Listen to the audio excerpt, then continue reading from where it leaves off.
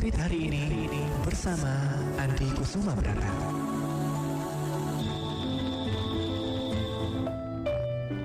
Meski Allah adalah Maha Agung dan Maha Segala, namun ternyata Allah amat pengasih dan penyayang. Karena itu, Dia amat tidak ingin seseorang menyakiti orang lain. Allah pun tidak akan ridho suami yang khianati istrinya, anak durhaka kepada orang tuanya, bahkan tetangga yang mencelakai tetangganya. Setiap luka dan sakit hati yang tersakiti membuatnya mendengar dan mengabulkan seluruh doa, bahkan yang tersimpan di dalam hati saja. Karena itu, belajarlah dari khilaf dan salah. Segeralah bersihkan segala kesumat, agar di sana nanti Allah tak akan murka oleh ratapan hambanya yang tersakiti.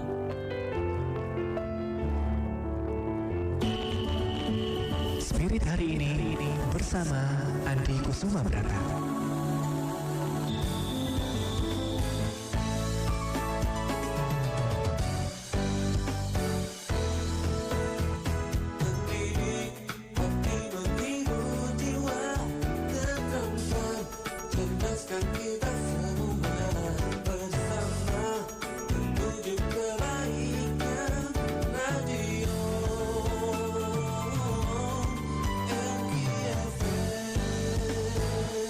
Sembilan 92,1 MKFM Solo, Inspirasi Keluarga Indonesia.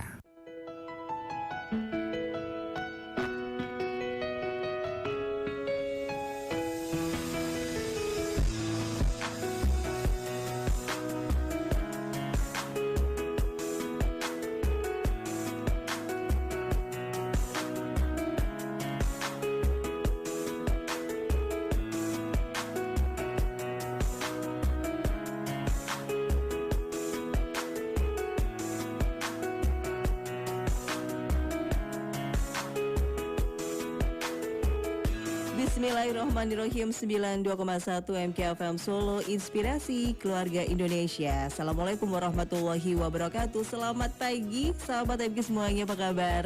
Alhamdulillah, semoga dengan segala nikmat yang Masya Allah masih bisa kita rasakan sampai dengan sekarang, ini membuat kita menjadi semakin banyak bersyukur ya.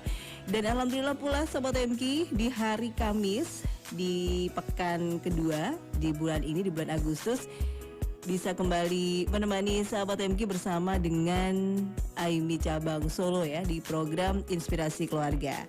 Dan untuk edisi hari ini sahabat MK di tanggal 10 Agustus 2023 atau yang juga bertepatan dengan 23 Muharram 1445 Hijriah.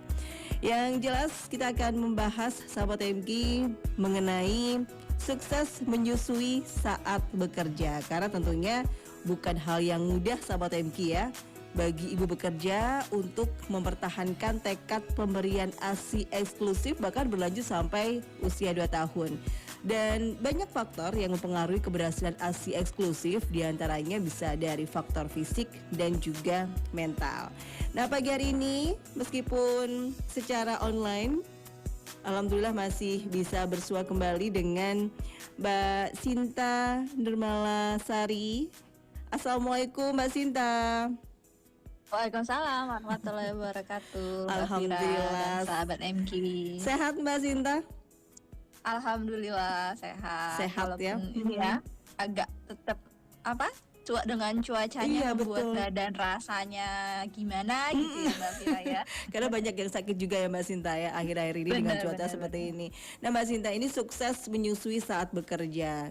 Karena tentunya bukan hal yang mudah juga ya untuk ibu yang bekerja ini, yang punya tekad untuk memberikan ASI eksklusif bahkan sampai usia 2 tahun. Nah ini sebenarnya kalau kita ingin sukses menyusui saat bekerja, tantangan-tantangan yang biasanya dihadapi itu seperti apa sih Mbak Sinta? Bisa diberikan pengantarnya terlebih dahulu sebelum kita masuk ke tema kita. Oke, terima kasih Mbak Safira. Ya jadi sahabat MK, yang namanya menyusui itu memang hal yang sudah dianjurkan ya bagi ibu, bahkan sudah dianjurkan dari WHO sendiri untuk menyusui secara eksklusif 6 bulan dan juga nantinya diharapkan bisa sampai 2 tahun. Iya. Tapi setiap ibu pasti punya tantangannya sendiri ya. Baik ibu yang hanya istilahnya ibu yang selalu berdekatan dengan bayinya selama Iya. 24 jam maupun ibu yang berjauhan dengan bayinya. Biasanya ibu yang berkegiatan di luar atau harus bekerja seperti itu pasti punya tantangannya sendiri-sendiri. Betul.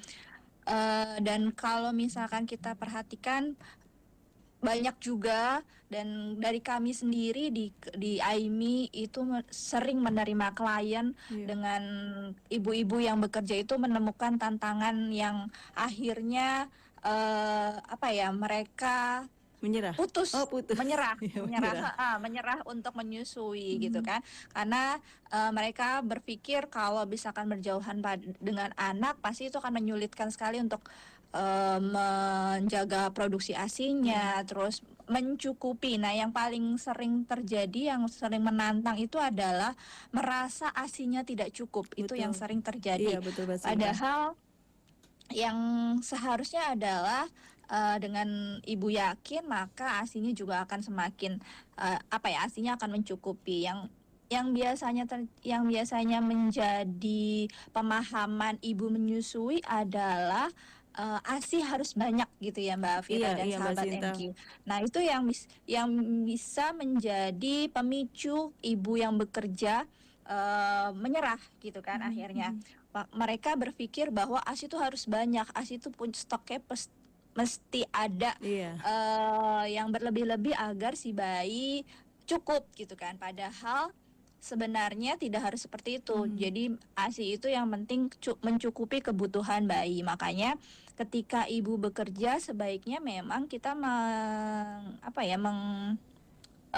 melihat bagaimana kebutuhan si bayi, dan itu kadang terjadi di awal saat ibu mulai bekerja. Iya. Padahal startnya itu harus benar nih Mbak Fira dan sahabat MQ. Ketika startnya sudah gagal, maka kedepannya juga pastinya akan akhirnya menyerah gitu kan. Itulah tantangan yang paling terbesar gitu ya.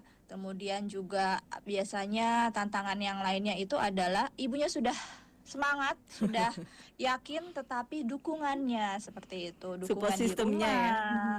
Iya, support sistemnya itu, makanya kan harus perlu ditingkatkan lagi dukungan. Sejalan dengan ini Mbak Safira dan sahabat MQ, di tahun ini Pekan Menyusui Dunia yang biasanya dirayakan dari tanggal 1 sampai 7 Agustus kemarin ya, minggu Iya, kemarin betul. itu tapi ininya masih auranya masih ke bawah sampai sekarang ya, semangatnya menyusui. Dan itu memang di tahun ini menekankan bahwa kita harus meningkatkan dukungan terhadap orang tua yang bekerja gitu. Iya. Jadi kan memang semua bayi gitu ya sudah memiliki hak untuk mendapatkan ASI, dan ibu mempunyai hak untuk menyusui. Iya, Jadi betul. semua ibu itu perlu kita dukung untuk berhasil menyusuinya, dan keberhasilan menyusuinya itu tentunya bukan hanya dari ibu kan ya Mbak Iya, betul. Fira dan juga sahabat MQ. Makanya dukungannya harus kita berikan dengan penuh kepada orang tua yang bekerja, khususnya ibu, seperti itu. Baik, jadi memang kita harus yakin dulu ya Mbak Sinta ya, bagi Benar, ibu benar. menyusui ini ketika ingin memberikan ASINY kepada buah hatinya. Kemudian juga jangan sampai termandset bahwa ASI itu harus banyak dulu ya. Itu biasanya tantangan yang memicu tantangan pada ibu menyusui, biasanya hal-hal seperti itu. Terus kemudian juga penggunaan alat bantu yang iya. tidak tepat itu justru akan mengganggu proses menyusui yang diharapkan sampai 2 tahun Iya. gitu. Contohnya seperti botol, Iya. botol dot atau empeng seperti itu. Nanti kita akan bahas selanjutnya Mbak Fira. Baik Mbak Sinta, kita rehat dulu, nanti berlanjut di Oke. sesi berikutnya ya Mbak Sinta ya. Nah, sahabat MQ, tentunya menjadi satu tantangan tersendiri ya bagi seorang ibu pekerja yang menyusui, dan ini pun juga sering dihadapi oleh banyak wanita. Tidak sedikit ibu bekerja yang masih menyusui, kesulitan dalam memberikan ASINY ketika si ibu ini sudah mulai memasuki untuk masa kerjanya. karena memang banyak faktor yang mempengaruhi. Nah, nanti kita akan lanjutkan kembali bersama dengan Mbak Sinta dari AIMI Cabang Solo, sahabat MK, yang membahas seputar sukses menyusui saat bekerja. Sahabat MK pun juga bisa bergabung bersama kami di sini. Bisa bertanya melalui SMS maupun WA di 0811 2958 921, dan sahabat juga bisa menyimak siaran kami melalui live streaming di www.indonesiastreaming.com/mkfm. Sahabat MK, apa makna sesungguhnya dari tawakal? Nantikan jawabannya selepas informasi berikut ini. Lagi ngapain sih? Lagi sedekah. Sedekah? Itu maksudnya scan QR code apaan sih? Iya, sedekah pakai QRIS, QR Indonesian Standard, untuk donasi melalui Data Peduli. Wih, bisa, memudahkan banget. Iya dong, bukan hanya sedekah, zakat, infak, wakaf juga bisa. Lembaga Amil Zakat Nasional DT Peduli mengajak kita semua tergabung dalam gerakan Indonesia Peduli. Berzakat, berinfak, bersedekah, berwakaf dengan kemudahan donasi menggunakan QRIS. Ayo, ikut dan ajak sebanyak-banyaknya orang mensosialisasikan gerakan Indonesia Peduli agar semakin banyak orang yang bisa terbantu. Tiap orang ingin sukses. Kesuksesan kita adalah ketika kita memberikan manfaat yang besar, diawali dengan kepekaan dan kepedulian. Mari kita bangkitkan semangat Indonesia Peduli agar bangsa ini menjadi bangsa yang paling banyak membawa manfaat dari pribadi-pribadi yang peduli. Mari wujudkan kebaikan bersama DT Peduli. Kantor Cabang Solo, Jalan Veteran nomor 247, Serengan, Kota Solo. Konfirmasi 0851 0240 0074. Chat di website www.dtpeduli.org. DT Peduli, semakin melayani dan peduli. Pendengar, diinformasikan bahwa penanganan stunting sejak dini sedang gencar dijalankan oleh pemerintah. Wah, jos iki infonya. Info foto pak? Iki lho Bu, pemerintah melalui BKKBN gencar melakukan penanganan cegah dini stunting sejak 1000 hari pertama kehidupan anak. Dan saat ini sedang ada program gerakan Ayo Ikut ke BKB dan Posyandu sampai Agustus 2023. Serentak di masing-masing desa atau kelurahan di seluruh Indonesia. Semua orang tua hebat diundang untuk datang ke kelompok Bina Keluarga Balita atau BKB dan Posyandu. Di sana akan dilakukan pemantauan pertumbuhan dan perkembangan anak usia 0-6 tahun, pemberian layanan edukasi pengasuhan di 1000 hari pertama kehidupan, rujukan pelayanan kesehatan, dan masih banyak layanan yang lainnya. Ayo, para orang tua hebat, ikut ke BKB dan Posyandu pada Juli sampai dengan Agustus 2023. Mari kita sukseskan pengasuhan anak usia dini termasuk di 1000 HPK untuk percepatan penurunan stunting guna mewujudkan generasi emas Indonesia 2045. Pesan ini disampaikan oleh perwakilan BKKBN Provinsi Jawa Tengah. Hidup berencana itu keren. Mungkin gak ya aku bisa jadi pilot? Kalau aku mau jadi dokter biar bisa ngobatin emak. Aku dong mau jadi arsitek biar rumahku gak reot. Bruk.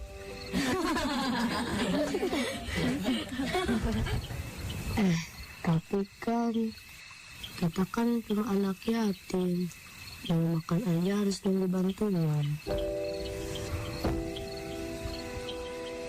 Mewujudkan cita-cita anak yatim berarti memuliakan mereka. Unggulkan kemuliaan anak yatim dan duafa. Unggulkan kehidupan mereka untuk membuka jalan kemuliaan kita di akhirat kelak. Transfer donasi rekening BSI 7766776657 atas nama Darut Tauhid. Untuk informasi dan konfirmasi hubungi call center DT Peduli Solo 0851 0240 0074 atau datang langsung ke kantor DT Peduli Solo, Jalan Veteran nomor 247 Serengan Solo. Sahabat MK, jadilah bagian dari terwujudnya media dakwah Radio 92,1 MKFM Solo dengan ikut program infak pengembangan media dakwah radio. Transfer infak di rekening BSI 7766776657 atas nama Darut Tauhid. Untuk informasi dan konfirmasi, hubungi call center DT Peduli Solo di 0851 0240 0074 atau datang langsung ke kantor MKFM Solo di Gedung DT Peduli Solo lantai 4, Jalan Veteran nomor 247 Serengan Solo. 92,1 Radio MKFM Solo. Inspirasi keluarga Indonesia. Assalamualaikum Bu Ambar. Wah, siang-siang kok nyiram tanaman Bu? Apa nggak mau bazir airnya? Kalau siang kan air menguap sebelum diserap tanaman. Itu kerannya juga nyala gitu aja Bu, kan nggak dipakai. Sayang loh Bu, buang-buang air. Waalaikumsalam Bu Nur. Iya nih Bu, baru sempat nyiramin sekarang. Biarin lah Bu, toh saya juga yang nantinya bayar tagihannya. Mau pakai air banyak atau sedikit terserah saya dong Bu. Ya nggak gitu juga Bu. Di luar sana kan masih banyak daerah yang kekurangan air. Masa kita malah buang-buang air? Bijak menggunakan air. Rasulullah Shallallahu Alaihi Wasallam mencontohkan bagaimana beliau berhemat menggunakan air, sebagaimana hadis yang diriwayatkan oleh Anas. Sesungguhnya Rasulullah ketika berwudu dengan 1 mud, kira-kira 1/3 liter hingga 2 liter, atau mandi dengan 1 sa' sampai 5 mud. Hadis Bukhari nomor 201 dan hadis Muslim nomor 325. Dengan mencontoh perilaku Rasulullah Shallallahu Alaihi Wasallam mengenai berhemat air, Anda dapat menyiram tanaman di pagi atau sore hari karena lebih diserap tanaman. Menggunakan shower pada saat mandi akan menghemat 3 kali lipat dibandingkan dengan menggunakan gayung. Mematikan keran ketika mencuci tangan dan bijak menggunakan air saat mencuci pakaian. Iklan layanan masyarakat ini dipersembahkan oleh 92,1 MKFM Solo, Inspirasi Keluarga. Umar bin Khattab radhiyallahu anhu berkata, "Janganlah kalian melihat pada puasa dan sholat seseorang, akan tetapi lihatlah kepada kejujuran perkataannya apabila ia berbicara, keamanahannya apabila diberi amanah, kesederhanaannya, wara' apabila mendapat keluasan dunia." 92,1 MKFM Solo, Inspirasi Keluarga Indonesia. Sahabat MK, tawakal bukan berarti penyerahan mutlak nasib manusia kepada Allah semata. Namun penyerahan tersebut harus didahului dengan usaha manusiawi. Rasulullah SAW bersabda, "Tambatkanlah terlebih dahulu untamu, kemudian setelah itu bertawakallah." Hadis riwayat At-Tirmizi. 92,1 MKFM Solo, Inspirasi Keluarga Indonesia.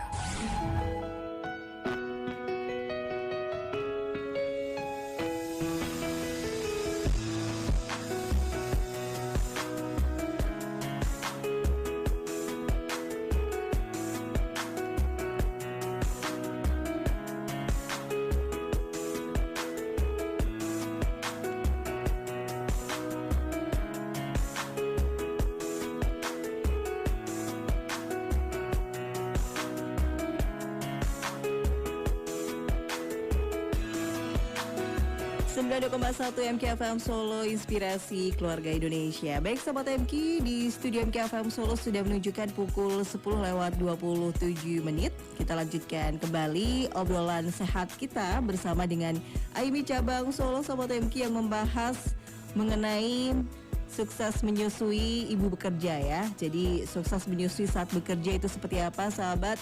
Karena tentunya butuh strategi gitu ya supaya berhasil lulus ASI eksklusif bahkan berlanjut sampai usia 2 tahun meskipun dalam kondisi yang sudah mulai bekerja. Baik Mbak Sinta, kita lanjutkan lagi Mbak Sinta. Ya Mbak Fira. Baik Mbak Sinta, tadi baru sampai di tantangan ibu menyusui yang bekerja ya, karena memang kita harus yakin terlebih dahulu bahwa kita bisa memberikan ASI yang terbaik untuk si kecil. Kemudian untuk awalnya pun juga harus dimulai dengan yang benar ya Mbak Sinta ya, karena kalau dimulai dari start yang salah nanti akan berlanjut pada yang menyerah lah, yang sudah tidak sanggup memberikan ASI lagi dan lain sebagainya. Nah ini kemudian yang perlu juga diperhatikan Mbak Sinta sebagai ibu pekerja ketika menyusui ini seperti apa sih? Kita lanjutkan lagi untuk tantangannya juga ya Mbak Sinta ya, silakan. Iya. Jadi memang dikala tantangan-tantangan itu hadir, memang kan tujuan kita, targetnya sukses menyusui. Betul. Itu adalah kita berhasil menyusui ASI eksklusif gitu sampai 6 bulan. Kemudian diharapkan juga kita sukses nanti sampai usia anak 2 tahun atau lebih ya, bisa disapih. Jadi diharapkan juga tidak terjadi penyapihan dini gitu ya Mbak Fira ya.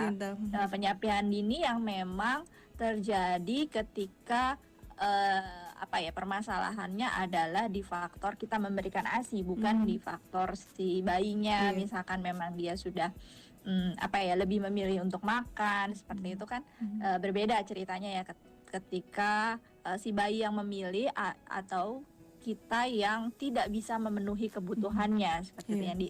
Yang kita harapkan untuk dihindari adalah ketika kita tidak bisa mencukupi kebutuhan asupannya sampai dia nanti usia 2 tahun gitu, kebutuhan ASI-nya ya, Mbak Fira. Jadi memang tadi yang seperti yang sebelumnya saya sampaikan, beberapa tantangan yang sering terjadi pada ibu menyusui yang bekerja tadi ya, kita akhirnya berhenti menyusui, tidak sampai targetnya seperti itu. Jadi memang sebenarnya tadi kan kita targetnya itu nih Mbak ya, sampai usia 6 bulan eksklusif dan 2 tahun sampai dia menyapih gitu ya. Sebenarnya ada tiga kunci sukses mencapai target tersebut gitu ya Mbak Fira. Kita biasanya saya menyampaikan bahwa ada tiga kunci sukses yang istilahnya terdengar mudah, tapi tidak mudah. Ternyata menantang. Menantang. Menantang dan kadang-kadang juga nggak mudah ya Mbak Sinta ya. Iya, terlihat. Jadi ada 3 kunci suksesnya untuk mencapai target itu. Yang pertama adalah percaya diri. Nah, ini kan kelihatannya sepele. Hal sepele gitu ya, tetapi dengan ketika ibu sudah tidak percaya pada dirinya, ketika ibu sudah merasa AC saya tidak cukup gitu kan ya, nah itu tandanya ibu sudah tidak percaya pada dirinya. Ketika ibu tidak percaya pada dirinya, tentunya akan berpengaruh pada produksi ASI-nya gitu kan ya Mbak Fira. Seperti yang kita ketahui bahwa di dalam proses menyusui itu kan ada yang namanya hormon oksitosin dan hormon prolaktin gitu ya. Ketika hormon oksitosin itu berfungsi untuk sebagai merangsang pengeluaran ASI-nya gitu. Ketika ibu merasa tertekan, stres, terus tidak percaya pada dirinya, maka produksi ASI pun juga berpengaruh gitu ya Mbak Fira dan sahabat MK. Dan kemudian juga ada yang kedua, ada hormon prolaktin yang berfungsi untuk merangsang produksi ASI-nya gitu ya. Nah, itu kaitannya dengan kunci sukses yang kedua, ketika hormon prolaktin itu dirangsang dengan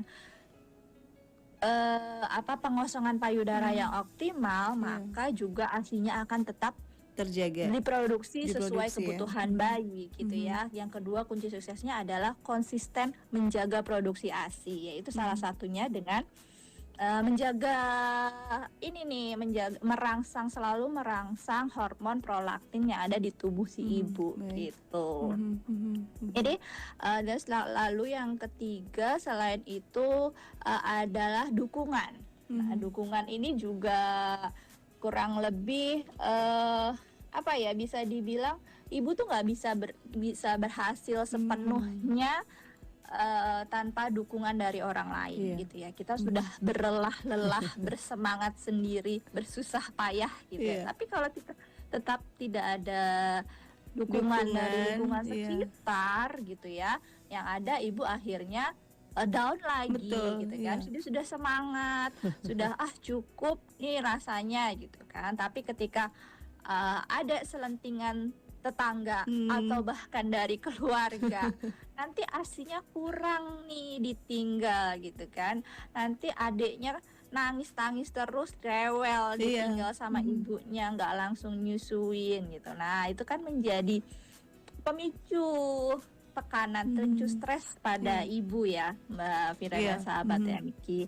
Nah, itu juga yang akan berpengaruh pada produksi ASI tadi, yang mempengaruhi hormon oksitosin itu sendiri gitu. Jadi memang, dan dukungan ini juga banyak sih Mbak Fira ya. Tidak hanya didapatkan ibu dari satu orang aja, tapi semua orang bisa ibu mintai dukungan gitu, bisa mendukung ibu dalam keberhasilan menyusui ini gitu. Jadi dukungan itu istilahnya apa ya, menyusui itu bukan hanya urusan ibu gitu, tapi menyusui itu adalah urusan semua orang, sampai negara pun mengurusi gitu kan. Negara pun berkewajiban untuk mengurusi si ibu dalam proses menyusuinya. Bahkan ketika ibu bekerja tentunya akan memiliki lingkungan yang lebih luas gitu ya Mbak Fira, dibandingkan sama ibu yang berkegiatan hanya di dalam rumah seperti itu.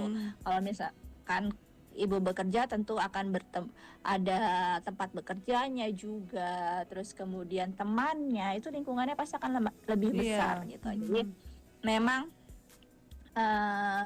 ketika dukungan ini sudah ada gitu ya, istilahnya kita sebagai masyarakat tuh harus menormalisasi proses menyusui pada ibu gitu kan. Jadi ya yang diharapkan dukungan ini tidak ada ibu yang merasa dirinya berbeda menjadi seorang ibu menyusui, menjadi ibu. Jadi bisa dibilang ketika dukungan itu semua orang mendukung gitu ya, semua masyarakat itu ikut andil, maka ibu merasa dirinya itu bukan lagi menjadi orang yang istilahnya apa ya, berbeda dalam tanda kutip, menjadi orang yang lemah gitu ya. Ibu menyusui menjadi orang yang menjadi orang yang inferior gitu ya Mbak ya, bukan jadi sama gitu, memiliki hak. Jadi karena memang ketika dukungan itu sudah ada, maka ibu akan tadi berpengaruh pada kunci sukses lainnya. Yang pertama tadi percaya diri. Iya. Karena memang banyak juga ya Mbak Sinta ya, ketika kita melihat dari ibu menyusui ini sudah mulai bekerja, kemudian kok merasa aslinya kok jadi sedikit ya, itu bisa kembali dari pola pikir kita sendiri atau bagaimana sih Mbak Sinta? Sebenarnya kalau ketika memang secara alamiah adalah yang hormon itu simpelnya. Jadi ya, hormonnya Mbak, ya berarti. Hormon itu simpelnya, tapi hormon itu kan banyak dipengaruhi banyak faktor gitu ya.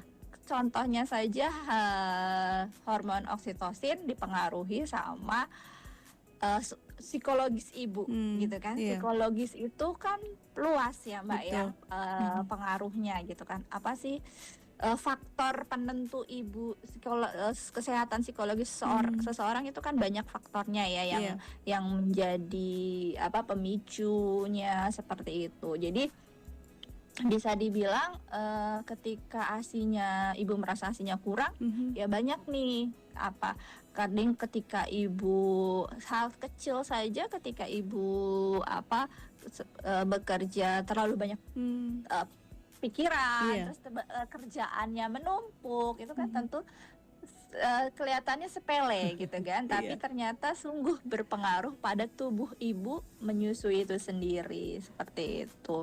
Jadi dan ya secara alaminya ya dua hormon itu, tapi ternyata dua hormon itu dipengaruhi oleh banyak faktor di dalam tubuh maupun di luar tubuh ibu gitu.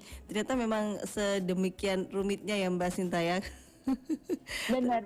Iya kan, dari ada dua hormon yang mempengaruhi, tapi ternyata dua hormon ini pun juga dipengaruhi oleh faktor yang lain juga. Tapi memang balik lagi ke niat dari kita ya Mbak Sinta ya. Niat dan juga tekad, juga keyakinan. Itu yang juga menjadi salah satu faktor kunci keberhasilan menyusui ketika bekerja. Baik Mbak Sinta, kita lihat kembali Mbak Sinta, nanti berlanjut di sesi berikutnya. Dan Sobat MK, nanti kita masih lanjutkan obrolan sehat bersama dengan Aimi Cabang Solo ya. Kita masih membahas mengenai sukses menyusui saat bekerja, karena tentunya sukses memberikan ASI eksklusif bahkan sampai usia 2 tahun. Ini tentunya menjadi tekad bagi setiap ibu menyusui ya. Dan ibu bekerja bukan alasan untuk menghentikan pemberian ASI eksklusif. Kami akan kembali setelah beberapa informasi dari relasi kami berikut ini. Sahabat MK, mengapa setiap muslim wajib menuntut ilmu? Simak jawabannya selepas informasi berikut ini. Selama di rumah aja, aktivitas online di rumah jadi bertambah ya. Pastikan koneksi internetmu cepat dan stabil, biar semua aktivitas WFH dan SFH jadi tetap lancar.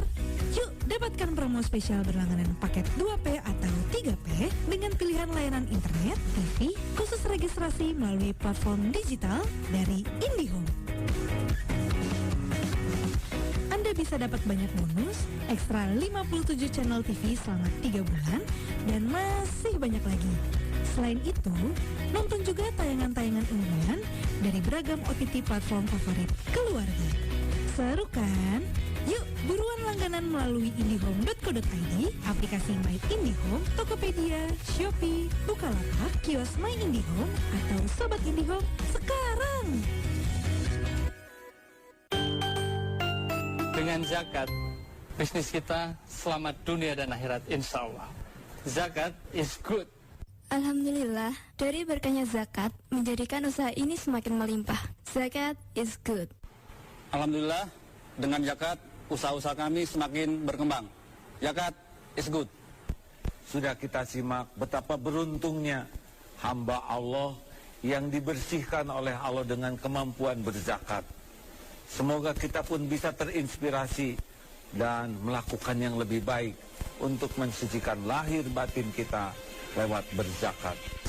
Mari wujudkan kebaikan bersama DT Peduli. Kantor Cabang Solo, Jalan Veteran nomor 247, Serengan, Kota Solo. Konfirmasi 0851 0240 0074. Chat di website www.dtpeduli.org. DT Peduli, semakin melayani dan peduli. Alhamdulillah, kerinduan ke Baitullah bisa segera terwujud dengan mudah bersama Biro Umroh Amanu. Dengan pelayanan dan fasilitas yang bagus, membuat ibadah Anda semakin nyaman. Jadwal keberangkatan 14 Januari 2023, 5 Februari 2023, 15 Februari 2023, 18 Maret 2023, 1 April 2023, 27 Maret 2023, 7 April 2023, 24 April 2023, dan April hingga Mei 2023. Tunggu apa lagi? Segera tentukan bulan dan tanggalnya bersama Biro Umroh Amanu. Untuk informasi lebih lanjut, segera hubungi Biro Umroh Amanu yang beralamatkan di Jalan Bakung 1 nomor 238 Sribedari, Kecamatan Lawean, Kota Surakarta.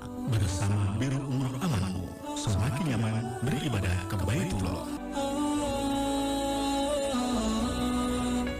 Rasulullah Shallallahu Alaihi Wasallam pernah bersabda kepada Ali bin Abi Thalib radhiyallahu an, "Hai Ali, ada 3 perkara yang jangan kamu tunda-tunda pelaksanaannya, yaitu sholat apabila tiba waktunya, jenazah apabila sudah siap penguburannya, dan wanita bila menemukan pria sepadan yang meminangnya." Hadis riwayat Ahmad. 90,1 MKFM Solo, inspirasi keluarga Indonesia. Sahabat MK, mencari ilmu dalam Islam merupakan perkara yang wajib bagi umatnya. Ilmu menjadi bekal bagi manusia dalam menjalankan kehidupan. Allah Subhanahu wa Ta'ala berfirman dalam Quran Surah Al-Mujadilah ayat 11, yang artinya Allah akan meninggikan orang-orang yang beriman di antaramu dan orang-orang yang berilmu beberapa derajat, dan Allah Maha mengetahui apa yang kamu kerjakan. Selain itu, orang yang beriman tidak akan putus amalnya setelah meninggal. Rasulullah Shallallahu Alaihi Wasallam bersabda, apabila seorang manusia mati akan meninggalkan 3 perkara: sedekah jariah, ilmu yang bermanfaat, dan anak soleh yang berdoa untuknya. Hadis riwayat Abu Hurairah radhiyallahu anhu. MKFM, inspirasi keluarga Indonesia.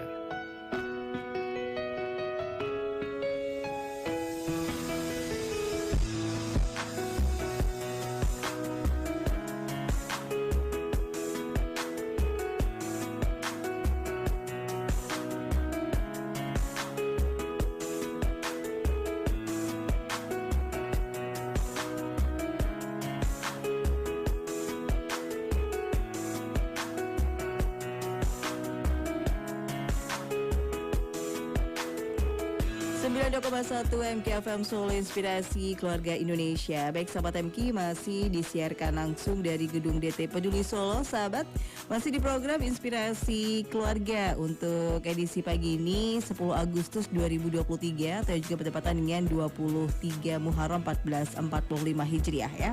Masih mengulas seputar sukses menyusui saat bekerja sahabat MK, karena menyusui bagi ibu bekerja merupakan sebuah tantangan ya. Tapi ibu bekerja pun bukan menjadi alasan untuk tidak memberikan ASI kepada bayinya, mengingat betapa banyak manfaat ASI bagi bayi dan ibu. Untuk itulah sahabat MK, sukses menyusui bagi ibu bekerja butuh perencanaan, butuh komitmen dan dukungan yang tepat. Kita lanjutkan kembali sahabat MK bersama dengan Mbak Sinta, konselor laktasi dari AIMI Cabang Solo. Baik Mbak Sinta, berlanjut lagi. Mbak Sinta. Iya Mbak Sinta. Oh sorry mati. Saya kira terputus. Mbak Sinta, tadi kan sempat di spill ya, belum banyak juga. Jadi 3 kunci sukses. Faktor pendukung, rasa percaya diri ibu, kemudian juga tadi adanya konsisten menjaga produksi ASI, lalu juga dukungan ya. Ini kalau diulas satu per satu, untuk yang pertama nih Mbak Sinta, faktor pendukung rasa percaya diri ibu, ini apa saja sih Mbak? Iya, jadi kalau kata Mbak Vira tadi mungkin kelihatannya sepele ya ketika berbicara percaya diri ya, sama sih seperti kita berkomunikasi gitu ya. Rasa percaya diri tuh kelihatannya mudah, masa nggak bisa sih kalau misalkan ketemu sama orang aja ngomong gitu. Tapi ternyata kan nggak mudah juga kadang. Nggak mudah juga kan ya Mbak ya, ternyata ngomong itu tidak semudah itu, apalagi ketika ini berkaitan dengan menyusui juga seperti itu. Kelihatannya mudah, kalau bisa dibilang menyusui itu kan alami ya. Betul. Pasti bisa nanti pasti keluar sendiri dengan sendirinya, nanti pasti keluar. Tapi ternyata ketika sudah keluarlah si bayi, maka ada tantangan gitu kan ya yang dihadapi, maka rasa percaya diri ini tentu juga nanti bisa berturun gitu kan ya Mbak. Apa sih? Jadi ada beberapa faktor untuk mendukung ibu agar percaya diri dalam menyusui. Yang pertama itu adalah niat. Yang kedua itu ada ilmu gitu. Yang pertama niat itu ketika kita sudah niat, kita sudah bismillah, kita yakin bahwa kita bisa nih memberikan ASI kepada anak gitu. Itu modal pertamanya untuk percaya diri gitu. Ketika kita sudah nggak yakin, wah nanti saya mesti kerja, mesti ninggalin anak di rumah, mesti berjauhan, nggak nyusuin langsung, pasti nanti ASINya jadi kurang gitu kan. Nah itu sudah sudah tidak yakin nih si ibu, maka rasa percaya diri pun juga nantinya akan tidak ada gitu ya. Dan dengan rasa percaya dirinya yang tidak ada, ya bagaimana kalau sudah nggak percaya sama diri sendiri bahwa mampu gitu kan. Bagaimana juga mau istilahnya mau disokong, mau disemangati orang bagaimanapun, tapi kalau misalkan kita tidak punya niatnya gitu kan ya percuma ya Mbak Sinta ya, percuma gitu ya. Jadi kayak masuk telinga kanan keluar telinga kiri gitu kan ya. Jadi ketika banyak orang sudah mendukung gitu, sudah, tapi kalau tapi dirinya sudah istilahnya banyak ketika sudah underestimate mungkin ya Mbak Sinta ya. Benar gitu kan, underestimate dirinya. Terus banyak ketika kita bertemu sama klien, pasti seorang konselor gitu ya, kami sebagai seorang konselor itu isinya adalah menyemangati gitu kan. Tapi ketika temboknya ibu udah terlalu tinggi dengan dia rasa tidak percayanya, ya itu menjadi sebuah PR sekali gitu ya Mbak ya, untuk meruntuhkan tembok tidak udah tinggi, betonnya tebel lagi ya Mbak ya.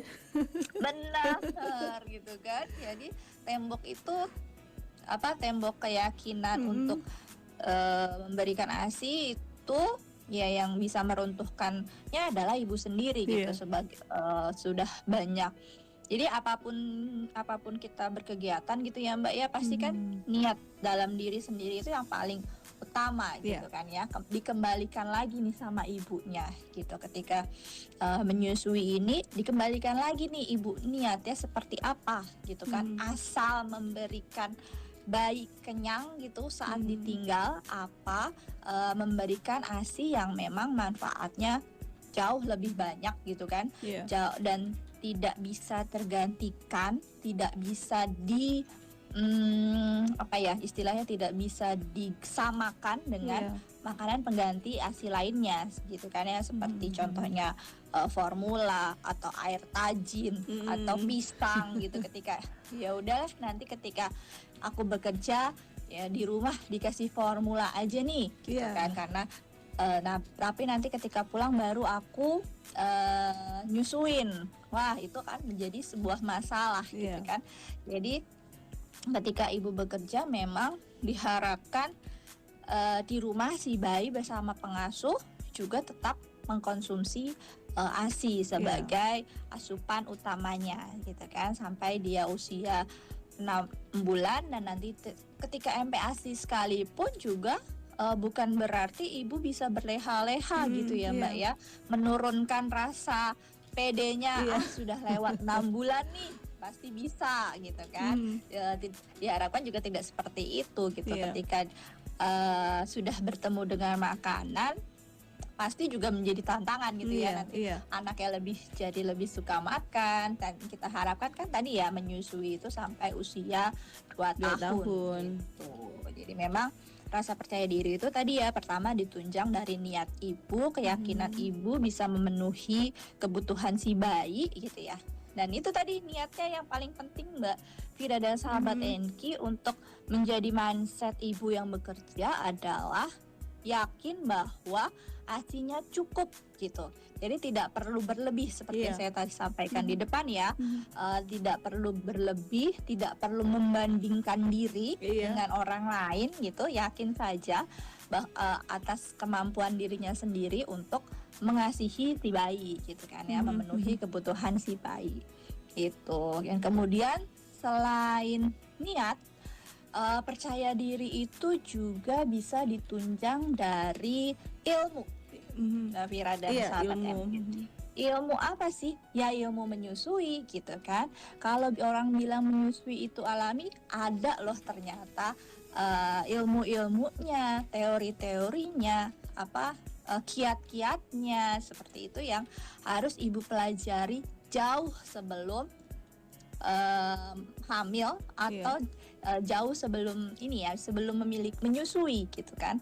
Jadi saat hamil ataupun saat bersiap untuk menjadi seorang ibu gitu ya, sudah niat kita nih sebelum menikah pasti aku akan menjadi seorang ibu. Nah dari situ pun kita bisa belajar nih ilmu tentang menyusui, bagaimana caranya untuk memposisikan bayi, terus bagaimana caranya menjaga produksi ASI, itu mesti dipahami gitu ya. Kayak misalkan untuk ibu pekerja khususnya ya Mbak, yang tadi saya bilang bahwa yang biasanya terjadi adalah startnya yang salah gitu. Startnya sudah salah. Jadi ibu tidak mempersiapkan bayi mendapatkan ASI perah gitu ya. Jadi si bayi itu biasanya baru dikasih ASI perah ketika si ibu masuk kerja hari pertama, baru dicobain ngasih ASI perah. Tentunya bayi juga akan rewel gitu ya. Selama ini sudah bersama ibu, dia ditinggal, dia rewel, akhirnya pengasuhnya pusing juga yang di kantor, jadinya rasanya dunia mau runtuh, numpuk-numpuk. Numpuk deh tuh kan ya. Nah itu mesti dipersiapkan jauh-jauh hari. Ketika memang ibu sudah berencana kembali bekerja, itu harus dipersiapkan dari jauh-jauh hari. Sudah belajar bayinya meminum ASI perah, dan sudah belajar pula pengasuhnya untuk memberikan ASI perah gitu. Dan juga ketika si ibu bekerja, di saat bayinya ditinggal di rumah, tentu kita juga harus mengira-ngira berapa banyak ASI perah yang harus stok di rumah gitu kan. Nah itu kita bisa mengira-kiranya jauh sebelum kita masuk kembali bekerja, itu bisa kita kira-kira gitu. Jadi kita harus berlatih. Jadi berlatihnya itu biasanya misalkan 2 minggu atau 1 minggu sebelum masuk bekerja lagi, itu ibu bisa meninggalkan bayi 1 atau 2 jam. Nah dari situ kita bisa lihat berapa kebutuhannya, terus kemudian bagaimana si pengasuh bayinya nyamannya seperti apa memberikan medianya, terus si bayinya juga seperti apa meminum ASInya. Itu kita berlatih dulu sebelum masuk bekerja, bukan saat masuk bekerja langsung mencoba gitu kan langsung gitu. Jadi itu memang perlu kita tahu juga ilmunya. Kemudian juga ilmu selain mempersiapkan meninggalkan bayi, juga ilmu bagaimana tentunya yang paling yang paling penting ketika bekerja adalah memerah ASInya seperti apa. Jadi kalau tidak terbiasa memerah, tentunya pasti juga akan menjadi tantangan bagi seorang ibu gitu kan. Jadi bagaimana posisinya yang pas, atau ketika menggunakan alat apakah alatnya cocok atau tidak gitu kan, itu kita mesti tahu nih ilmu-ilmunya seperti itu. Dan kemudian juga cara menyimpannya ASI bagaimana, cara memberikannya itu seperti apa, itu juga harus ibu pelajari jauh sebelum si bayi lahir seperti itu. Bahkan jadi tidak besok mau masuk kerja baru belajar cari info baru belajar gitu kan, itu sungguh sangat terlambat ya Mbak. Jadi memang kita harus cari ilmu jauh-jauh hari agar tadi meningkatkan rasa percaya diri si ibu. Tahu ilmunya, kita sudah belajar, maka ibu makin semangat, makin percaya diri dan makin yakin itu sendiri. Jadi tadi untuk bisa percaya diri, ibu mesti yakin dan juga didorong oleh ilmu yang cukup gitu ya. Dan ilmu ini sendiri juga bisa didapatkan dari informasi yang terpercaya ya Mbak Fira dan sahabat MK. Jadi kan memang kalau sekarang kita lihat ya, media sosial sudah banyak gitu kan ya yang membicarakan, menginformasikan tentang ASI, tapi terkadang ada media yang memang ternyata disupport oleh perusahaan atau pihak-pihak yang justru bisa mengganggu proses keberhasilan ASI itu sendiri. Jadi memang kita harus memilih dan memilah informasi seputar menyusui itu sendiri. Seperti itu. Jadi tidak sekedar kita mencari informasi, kita googling, kemudian kita telan mentah-mentah. Sementara kita juga tidak melihat bahwa di dalam informasi yang sedang kita ambil ini ada sponsor-sponsor lainnya Mbak Sinta ya. Benar. Yang pada akhirnya ini bisa bisa membuat seorang ibu menyusui ini jadi goyah. Nanti kalau misalnya ASInya nggak cukup, bisa nyoba beralih ke sini deh, ditambah ini deh, kayak gitu ya Mbak Sinta ya. Jadi kita mesti hati-hati ketika melihat informasi yang ngomong nih produsen formula gitu kan, menyusui, tapi ya di bawahnya pasti biasanya akan dia pasti menyampaikan ASI lebih baik, tapi kan ada kalimat-kalimat yang menjurus untuk ada loh alternatifnya ketika ibu tidak memberikan ASI gitu kan. Nah itu yang menjadi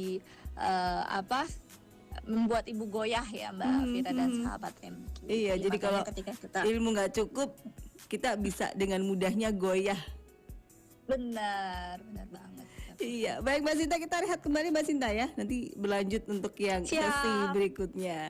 Baik sahabat MK, nanti kita akan lanjutkan bersama dengan Mbak Sinta, konselor laktasi dari AIMI Cabang Solo ya. Yang pasti dari faktor pendukung rasa percaya diri, dari niat ya, keyakinan, kemudian dari ilmu yang memang harus didapatkan, yang harus diperoleh dari ibu menyusui ini haruslah cukup supaya seorang ibu menyusui ini tidak goyah dengan tantangan-tantangan di luar sana yang pada akhirnya bisa meruntuhkan tekad ibu menyusui untuk memberikan ASI eksklusif bagi buah hatinya, bahkan bisa berlanjut sampai usia 2 tahun. Nanti masih melanjutkan seputar sukses menyusui saat bekerja sahabat MK. Namun kita rehat sejenak untuk menyimak beberapa informasi dari relasi kami berikut ini. Sahabat MK, dari apa kita diperintahkan untuk menjaga diri dan keluarga? Simak jawabannya selepas informasi berikut ini. Mungkin nggak ya, aku bisa jadi pilot. Kalau aku mau jadi dokter biar bisa ngobatin emak. Aku dong mau jadi arsitek biar rumahku gak reot. Bruk.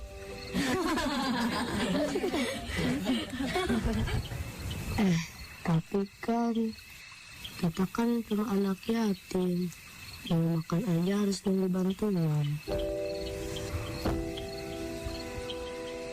Mewujudkan cita-cita anak yatim berarti memuliakan mereka. Unggulkan kemuliaan anak yatim dan duafa. Unggulkan kehidupan mereka untuk membuka jalan kemuliaan kita di akhirat kelak.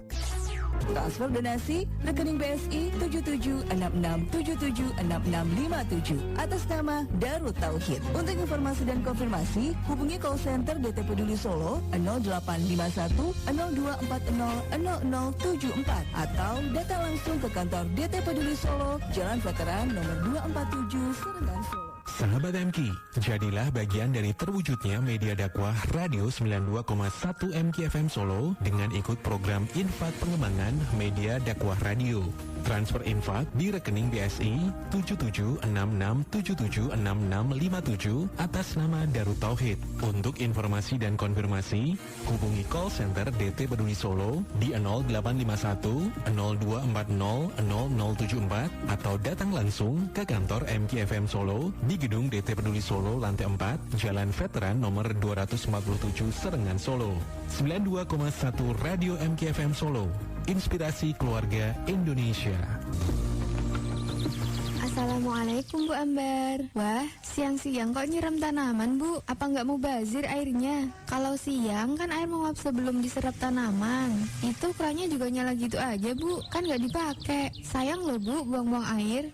Waalaikumsalam Bu Nur. Iya nih Bu, baru sempat nyiramin sekarang. Biarin lah Bu, toh saya juga yang nantinya bayar tagihannya. Mau pakai air banyak atau sedikit terserah saya dong Bu. Ya nggak gitu juga Bu. Di luar sana kan masih banyak daerah yang kekurangan air. Masa kita malah buang-buang air?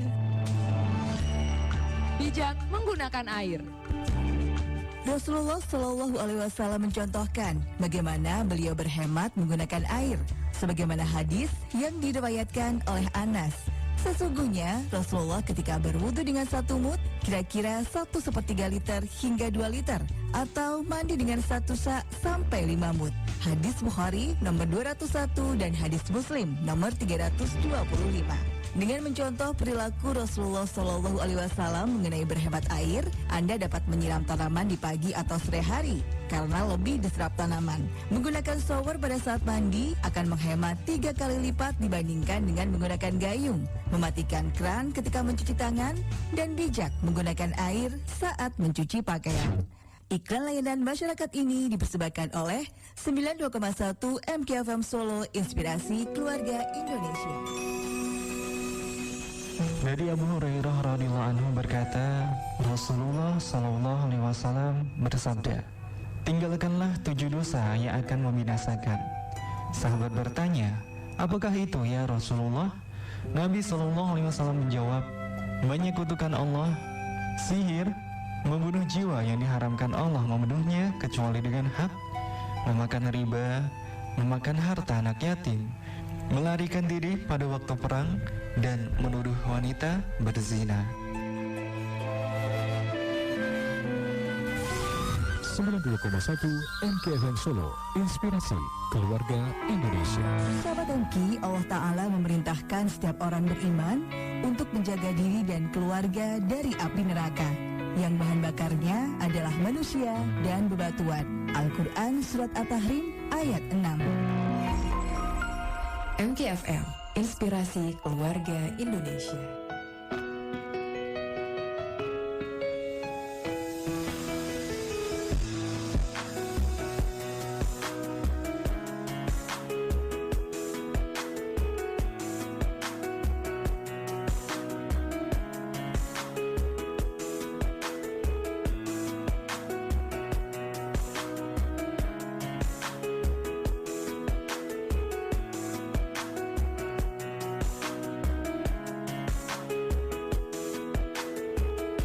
92,1 MKFM Solo, Inspirasi Keluarga Indonesia. Inspirasi keluarga bersama dengan Aimi Cabang Solo, Sobat MK yang hadir di setiap pekan kedua dan pekan keempat di setiap bulan ya. Dan kali ini melanjutkan lagi tema kita tentang sukses menyusui saat bekerja, sahabat, bersama dengan Mbak Sinta Nurmalasari dari Aimi Cabang Solo ya. Yang jelas tadi di sesi sebelumnya dibahas untuk poin yang pertama ya, 3 kunci sukses. Yang pertama adalah faktor pendukung rasa percaya diri ibu, yakni dimulai dari niat, keyakinan, dan yang kedua dari ilmu yang cukup. Baik Mbak Sinta, lanjutkan lagi. Mbak Sinta, iya. Tadi baru di nomor poin pertama ya Mbak Sinta ya, faktor pendukung rasa percaya diri ibu itu dari niat, keyakinan, kemudian juga bekal ilmu yang cukup, yang tentunya ini harus kita gali jauh sebelum hamil ya, kalau bisa dibilang begitu ya Mbak Sinta ya. Jadi sudah harus prepare terlebih dahulu, bukan ketika besok bekerja kita baru mempersiapkannya 1 hari sebelumnya. Itu bakalan kacau sekali. Baik Mbak Sinta. Iya, itu yang ada kalang kabut. Nah, betul. Iya, belum lagi kalau mikir nanti memerah ASINya bagaimana, kita belum ada ilmu untuk manajemen asipnya juga. Wah, ini bakalan bisa meruntuhkan tekad bulat untuk menyusui ya Mbak Sinta ya. Baik Mbak Sinta. Untuk yang selanjutnya kita ke poin kedua. Konsisten menjaga produksi ASI. Ini juga bukan perkara yang gampang juga, gampang-gampang susah kalau bisa dibilang ya Mbak Sinta. Gampang susah, iya benar. Gimana tuh Mbak Sinta? Ya, jadi memang yang tadi di awal saya sebutkan bahwa ada hormon penyusui yang disebut hormon prolaktin gitu ya Mbak Vira. Itu hormon yang memang tugasnya adalah merangsang produksi ASI gitu. Jadi selama kita menyusui ya hormon itulah yang kita rangsang gitu kan ya, agar si ASINya produksi, agar ASINya ada terus gitu, yang selalu kita jaga gitu kan ya. Jadi memang istilahnya produksi ASI itu akan menyesuaikan seberapa banyak kita mengeluarkan ASI. Jadi seberapa banyak yang kita keluarkan, maka itu yang akan diproduksi oleh tubuh lagi gitu ya Mbak. Jadi dan istilahnya produksi ASI itu hanya dipengaruhi sama kebiasaan ibu mengosongkan payudara gitu. Jadi kalau misalkan payudara nggak dikosongin, ya ASI juga tidak akan diproduksi lagi gitu. Istilahnya tidak ada permintaan gitu ya. Jadi dan gimana cara mengosongkannya? Yaitu cara mengosongkannya dengan menyusui langsung atau direct breastfeeding gitu ya, istilah kerennya gitu kan.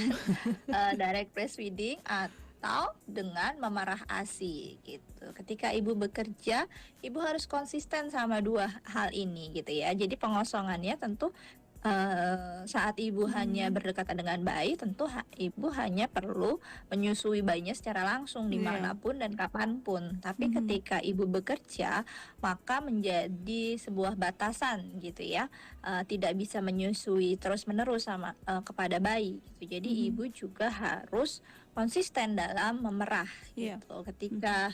Ketika bekerja itu di kantor nih kita harus rutin gitu ya, untuk menjaga produksi ASI kita harus rutin di kantor memerahnya, istilahnya kita harus sesuai sama jadwal gitu ya. Kita sudah mengira-ngira. Tadi kan saya sampaikan bahwa ketika ibu bekerja, kembali bekerja sebaiknya jauh hari sebelum masuk itu sudah mempersiapkan diri dengan tadi mengetahui kebutuhannya si bayi. Makanya nanti kita di kantor bisa nih kira-kira berapa kali kita harus memerah. Nah itu yang harus dirutinkan, harus dijaga, harus konsisten memerahnya. Berapa kali memerahnya di kantor untuk mencukupi kebutuhan anak di rumah. Jadi ketika ibu bekerja dan memerah di kantor, lebih pada faktor yang dikedepankan adalah pada faktor menjaga frekuensi memerah gitu ya.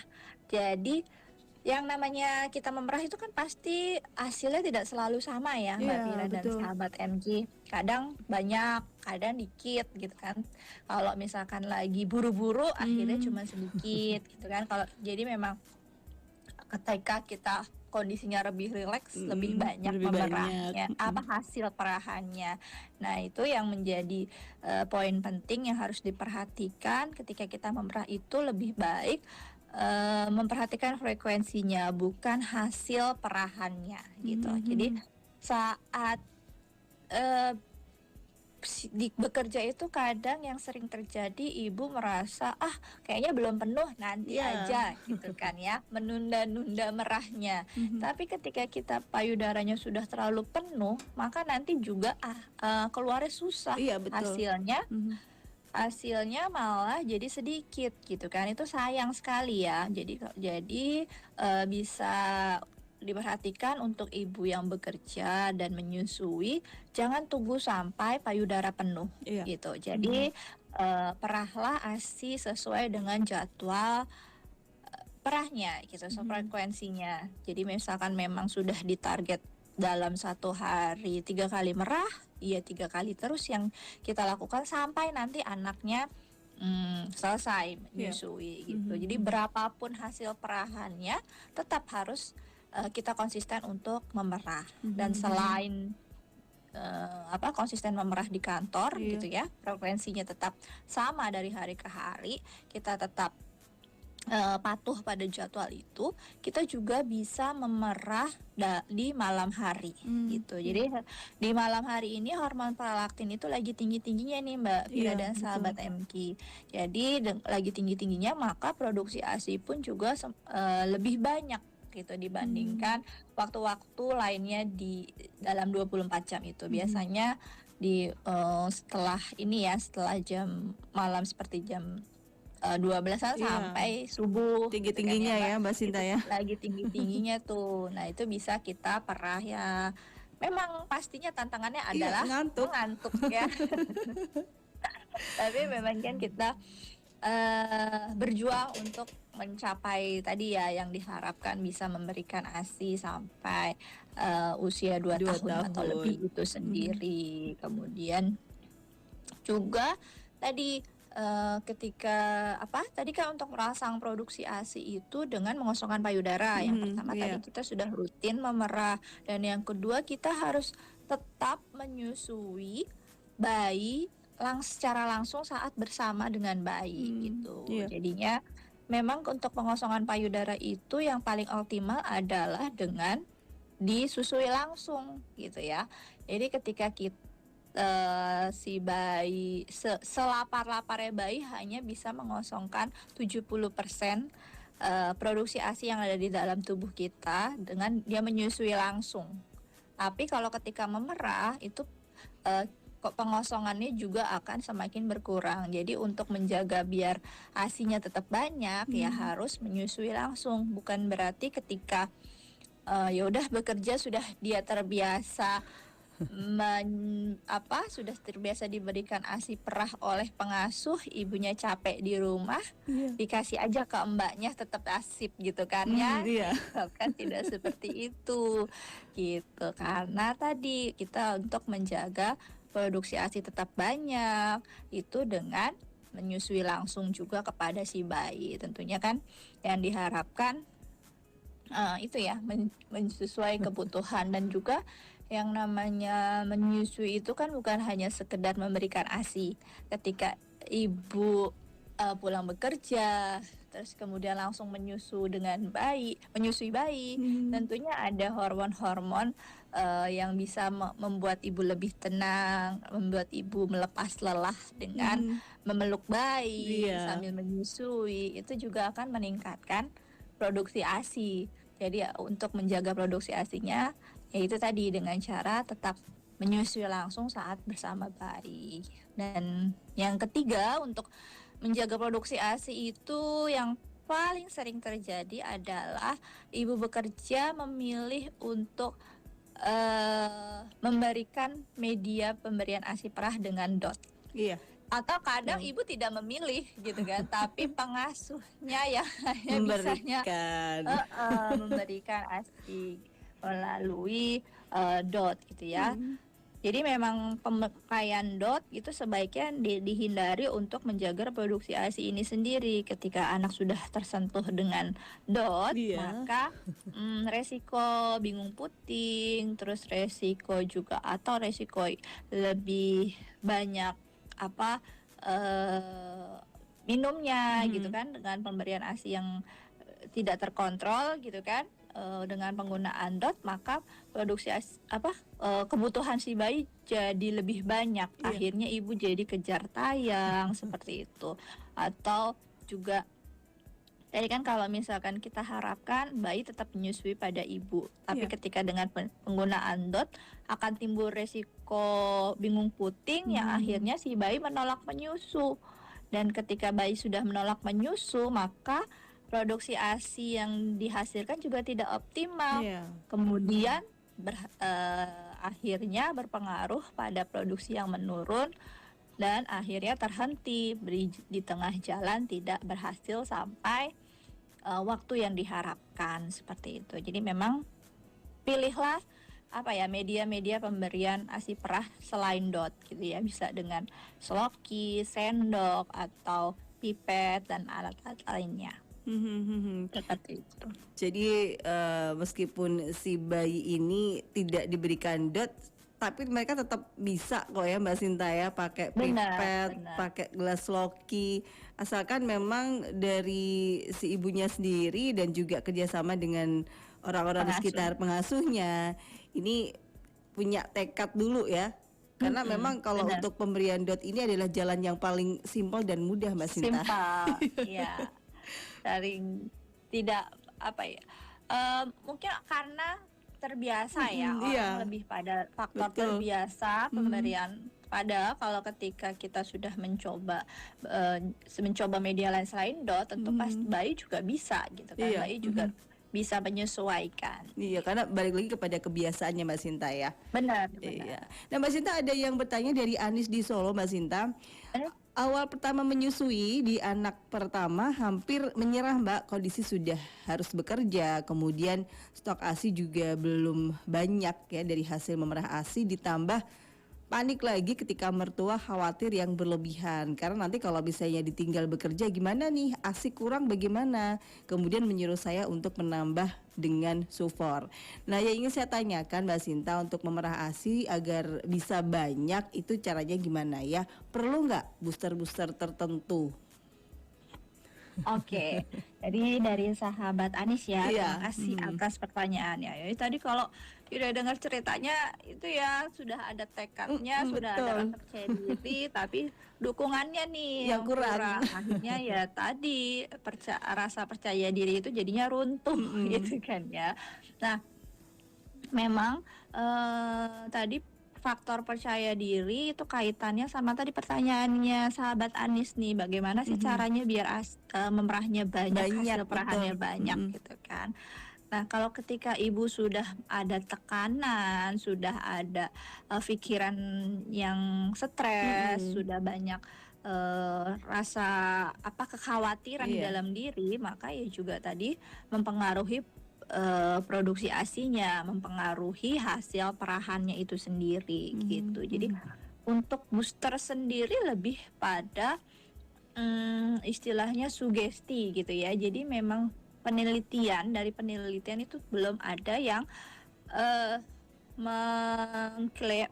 ditemukan satu bahan yang benar-benar bisa meningkatkan produksi ASI gitu. Jadi memang booster ASI itu lebih pada faktor sugesti. Kalau misalkan ibu makan apa aja yang diklaim bisa meningkatkan produksi ASI, tapi ibunya nggak yakin, sama aja gitu kan. Ibu sudah minum macam-macam booster tapi juga pengosongan payudaranya tidak dilakukan secara optimal, ya percuma gitu kan. Yang penting memang adalah tadi dengan mengosongkan payudara secara rutin, dengan memerah di kantor yang konsisten dan di rumah tetap memberikan ASI kepada si bayi, kemudian ibu mencoba untuk selalu berpikiran tenang, selalu berpikir santai gitu kan, itu bisa meningkatkan produksi ASI-nya, produksi hasil perahannya gitu. Dan terus tadi sebagai yang disampaikan bahwa tidak perlu hasil perahan yang banyak, tapi hasil perahan yang cukup untuk kebutuhan anak ketika ditinggal bekerja, seperti itu. Jadi tidak perlu nih kita mesti menstok di kulkas sampai penuh-penuh seperti itu. Biasa Jadi Mbak kalau kita Sinta memang- kalau udah lihat di medsos gambar-gambar yang berseliweran, bisa punya stok satu freezer penuh. Nah, itu bisa bikin percaya diri ibu menyusui kan jadi menurun, Mbak. Benar. Tidak semuanya orang bisa berpikiran positif. Ada orang yang melihat seperti itu jadi wah semangat, aku pasti bisa juga gitu kan. Tapi ternyata banyak Bikin akhirnya down ya, Mbak Sinta ya. Aku bisa ya sebanyak itu gitu kan. Ketika ibu makin berpikiran seperti itu, ya akhirnya tadi produksi ASI-nya juga akan semakin berkurang. Jadi saat melihat postingan yang banyak menyimpan banyak produk stok ASI perah gitu ya, sebaiknya ibu berpikiran positif, menjadi suatu semangat gitu, bukan menjadi suatu hal yang bisa memicu percaya diri yang menurun gitu. Baik Mbak Sinta, ini sudah menjelang akhir dari inspirasi keluarga. Ini bisa jadi untuk closing statementnya Mbak Sinta bisa disampaikan. Oke, tadi sudah kita bahas juga ya Mbak, memang secara dukungan itu perlu nih dari berbagai pihak, dari keluarga, teman bekerja, juga dari tempat bekerjanya, itu harus juga mendukung si ibu dalam proses menyusui ini. Jadi memang tadi yang sudah saya sampaikan, ketika ibu sudah memiliki rasa percaya diri, terus konsisten melakukan dalam hal-hal yang dapat menjaga produksi ASI dan juga mendapatkan dukungan, maka ibu bisa sukses menyusui saat bekerja sekalipun gitu. Jadi kita mesti cari-cari dukungan nih banyak-banyak, baik dukungan ilmu maupun dukungan emosi, dukungan segalanya dari lingkungan sekitar, seperti itu. Iya. Baik Mbak Sinta, terima kasih obrolan sehat pagi hari ini. Dari AIMI ada informasi apa, kegiatan atau ada agenda apa untuk dalam waktu dekat ini Mbak Sinta? Sendiri, ini masih nyambung dengan tema ini. Kalau misalkan memang sahabat MK ingin lebih lagi meningkatkan rasa percaya diri dengan mencari ilmu seputar pemberian ASI saat bekerja, sahabat MK bisa bergabung dalam acara Ngobrol Asik yang akan dilaksanakan pada tanggal 20 oleh AIMI Solo, dan itu bisa disimak di media sosial kami atau bertanya pada kontak kami ada ya di Instagram maupun di Facebook gitu ya, bisa bertanya lewat situ. Nanti insya Allah kita akan diskusi bareng, sharing bareng. Jadi kita tidak belajar AIMI tidak akan mengajarkan, tapi kita akan saling sama-sama sharing bagaimana pengalamannya dan bagaimana trik and tips untuk sukses menyusui ini sendiri saat bekerja. Baik, terima kasih Mbak Sinta, sukses untuk AIMI Cabang Solo. Salam untuk teman-teman di sana ya Mbak Sinta ya. Ya, terima kasih Mbak Fira dan sahabat MK semua. Wassalamualaikum warahmatullahi wabarakatuh. Waalaikumsalam warahmatullahi wabarakatuh. Baik sahabat MK, demikian tadi obrolan sehat bersama dengan Mbak Sinta Nurmalasari MKM, konselor laktasi dari AIMI Cabang Solo ya. Kita sudah membahas banyak seputar sukses menyusui saat bekerja, karena tentunya perlu strategi gitu supaya berhasil lulus ASI eksklusif ya. Kemudian bisa berlanjut sampai bayi usia 2 tahun walaupun dalam kondisi sudah mulai bekerja. Dan tentunya sukses menyusui ASI eksklusif bagi ibu pekerja memerlukan perencanaan, memerlukan komitmen dan dukungan yang tepat. Karena dengan perencanaan yang tepat dan dukungan yang memadai, menyusui masih bisa dilakukan bahkan ketika ibu sudah kembali bekerja. Jadi ibu kembali bekerja bukanlah menjadi alasan untuk tidak memberikan ASI kepada bayinya. Demikian sahabat, akhir dari program Inspirasi Keluarga untuk hari ini di hari Kamis di tanggal 23 Muharram 1445 Hijriah atau yang juga bertepatan dengan 10 Agustus 2023. Insyaallah ketemu lagi dengan Aimi cabang Solo di pekan keempat ya di setiap bulannya. Saya Safira Siti pamit undur diri. Subhanakallahumma wa bihamdika asyhadu alla ilaha illa anta astaghfiruka wa atubu ilaik. Walhamdulillahirabbil alamin. Wassalamualaikum warahmatullahi wabarakatuh.